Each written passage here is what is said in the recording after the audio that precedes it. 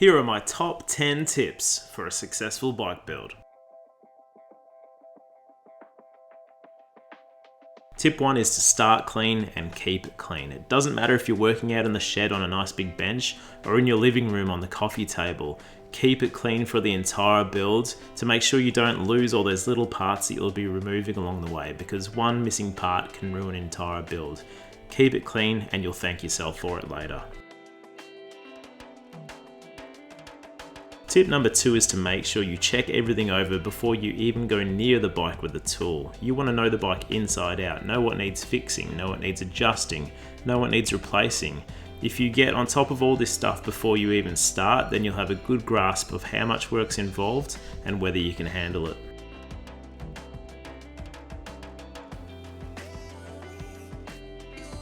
Tip 3 is to write it down. There is no such thing as too much information in this case. As you're doing your check over, be methodical and write down everything you come across so you don't forget it later. Include things like parts that might need fixing, upgrading, or even just ideas for the future.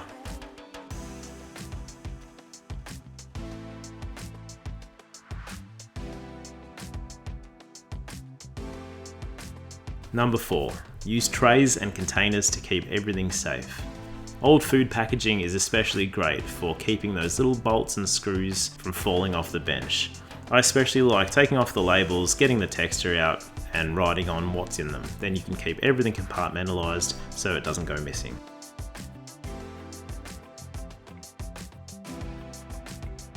Tip 5 is to partially reassemble things as you take them off.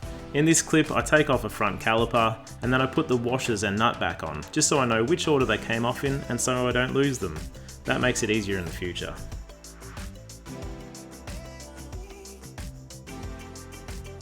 Tip 6 is a real lifesaver. Take heaps of photos and videos along the way of everything you do.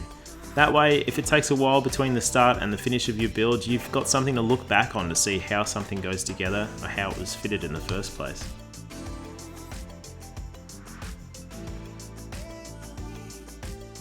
Tip 7 is the importance of being properly lubed up.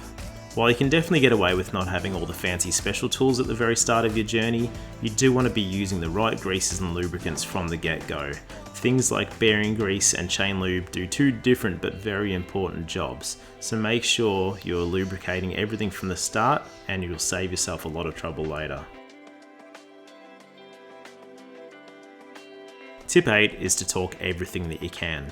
Torque wrenches aren't the cheapest of tools, but you can find a good deal on the smaller ones made specifically for bikes. It's super important, especially if you're working on an aluminium or carbon bike, that you don't over tighten or under tighten anything, as that can lead to failures down the track.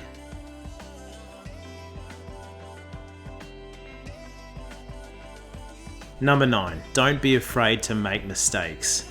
I didn't have a video clip for this one because I don't make mistakes on YouTube, because I edit them all out. I make mistakes all the time and editing is the only magic that stops that from happening on YouTube. I put tires on the wrong rotation and put them on backwards. I forget how calipers go back together and put them in the wrong order.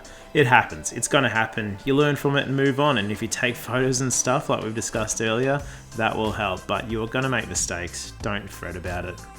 It's part of the process.